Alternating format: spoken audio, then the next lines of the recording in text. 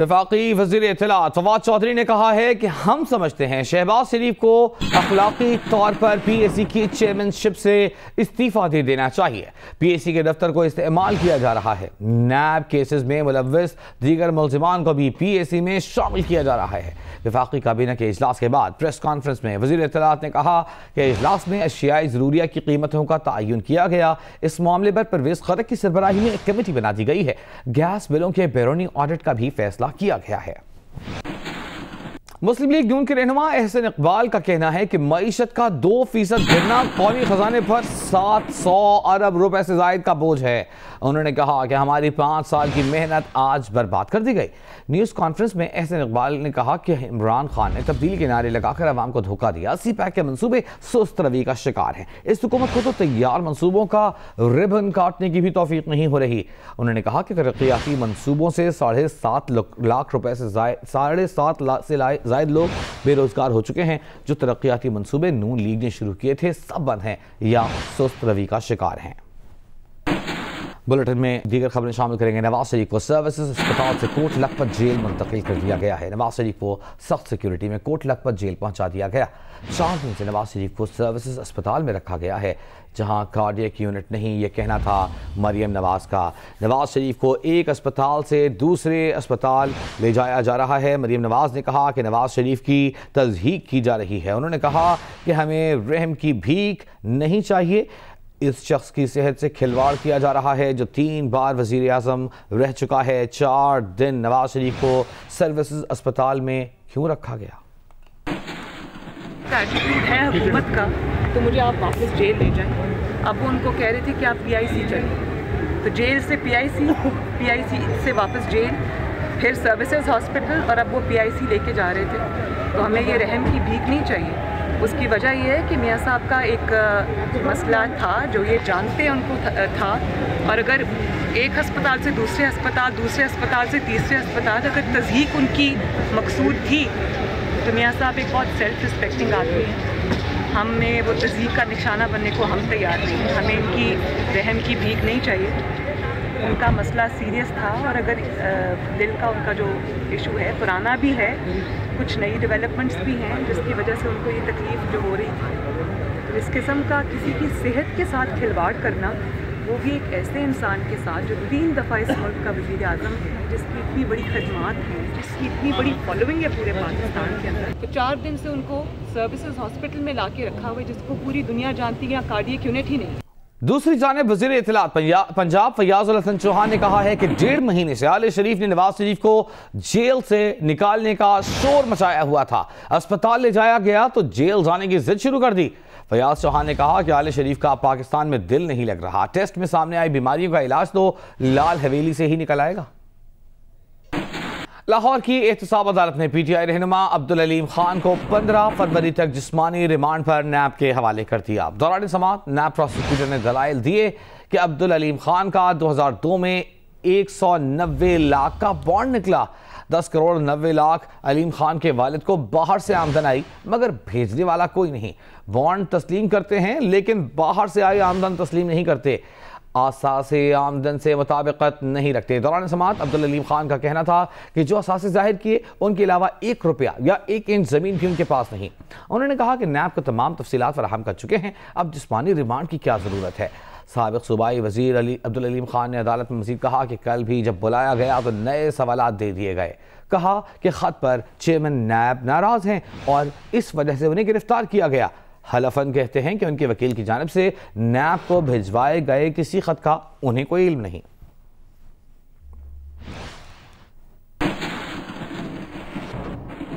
नून league के रहनुमा मलिक अहमद खान ने प्रोग्राम जियो पाकिस्तान में गुफ्तगू करते हुए कहा कि अलीम खान की गिरफ्तारी कानून का गलत इस्तेमाल है। अखलाकी तौर पर जिन पर ज्यादा इल्जामात हैं उन्हें इस्तीफा देना चाहिए। PTI अलीम खान की फंडिंग पर खड़ी है। मुगल आजम को वजीर आजम बनाने में अलीम ठीक, आप गलत, ये कैसा दोहरा मयार है? इल्जाम तो फिर इमरान खान पे भी है, पहले वो रिजाइन करके जाएं। अखलाकी तौर पर तो उनके ऊपर जो ज्यादा इल्जामात हैं उनको पहले रिजाइन करना चाहिए। ये झगड़ा ये अलीम खान के पैसे पर तो बनी, तो पूरी पॉलिटिकल पार्टी PTI को वैसे ही क्लैप्स कर देना चाहिए। ये तो सारी उसी की फंडिंग पर खड़ी हुई।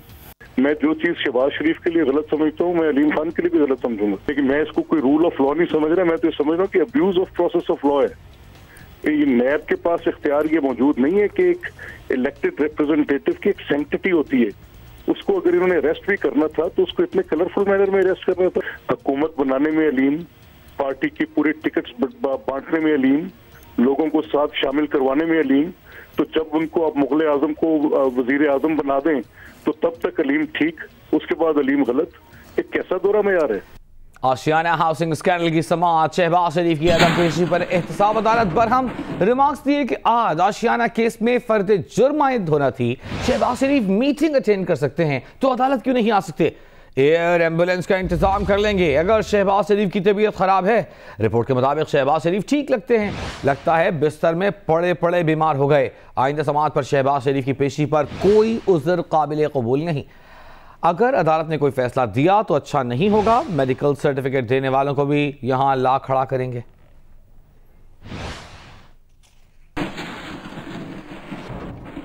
उधर ऑपोजिशन लीडर शहबाज शरीफ जब पार्लियामेंट हाउस पहुंचे तो सहाफी ने उनसे सवाल किया कि आपको एहतसाब अदालत ने आइंदा समाअत पर बुलाया है, पेश होंगे? इस पर शहबाज शरीफ का कहना था कि अदालत का हुक्म है, मानना पड़ेगा, मगर उनकी सेहत का भी मसला है।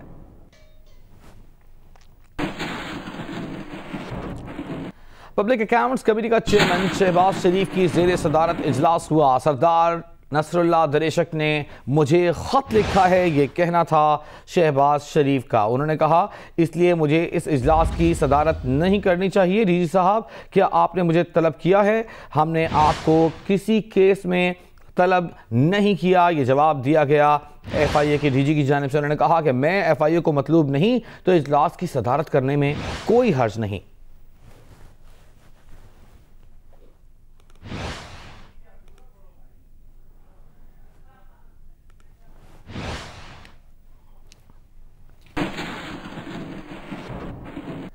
Chief justice Lahore high court ने सानिया साहिवाल के लवाहिकीन को जुडिशल इंक्वायरी कराने की पेशकश कर दी।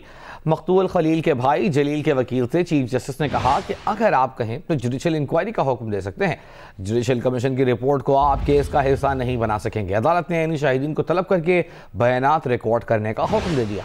वफाकी हुकूमत को जुडिशल कमीशन की तश्कील से मुताल्लिक़ आगाह करने के लिए 1 हफ्ते की मोहलत दे दी गई।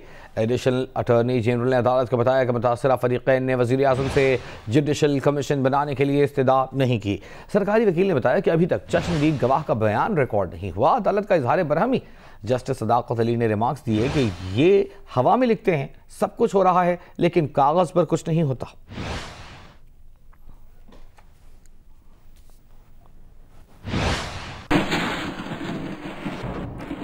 सानिया साहिवाल पर JIT की रिपोर्ट 7 दिन में मुकम्मल कर ली जाएगी। ज़राए का यह कहना है फायरिंग से मारे जाने वाले मोहम्मद खलील के भाई ने JIT में पेश होने पर रजामंदी जाहिर कर दी है। मोहम्मद जलील का कहना है कि वो हुकूमत पंजाब की जानिब से जमानत दिए जाने पर JIT में पेश हो रहे हैं। हुकूमत पंजाब ने कहा था कि अगर वो JIT से मुतमईन न हुए तो जुडिशल कमीशन बना दिया जाएगा।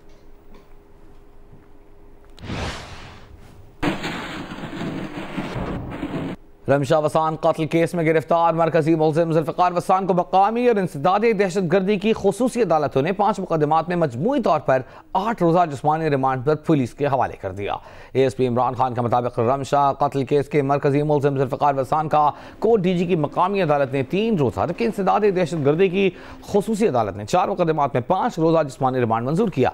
मुल्ज़िम जुल्फ़िकार वसान के खिलाफ संगीन नौयत के 22 मुकदमात दर्ज हैं। तहक़ीक़ात मुकम्मल होने के बाद दीगर मुकदमात के चालान मुताल्लिक़ा अदालतों में पेश किए जाएंगे।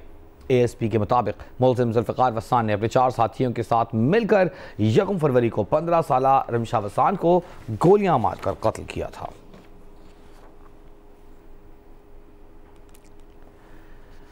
थाना कोट मिठन के 2 पुलिस एहलकार एक शख्स से नारवा सलूक करने पर मुअत्तल कर दिए गए। एहलकारों की एक शख्स से नारवा सलूक की वीडियो मंजर आम पर आने के बाद कार्रवाई की गई है। पुलिस एहलकारों ने गाली देकर मुबैना मदहोश शख्स को वैन से खींचा। वीडियो में देखा जा सकता है कि पुलिस एहलकारों ने मुबैना मदहोश शख्स को घसीट कर पुलिस वैन से उतारा, नीचे उतार कर उस शख्स को जमीन पर घसीटते हुए थाने लेकर गए। मुबैना मदहोश शख्स को सीढ़ियों से भी घसीटते हुए ले जाया गया।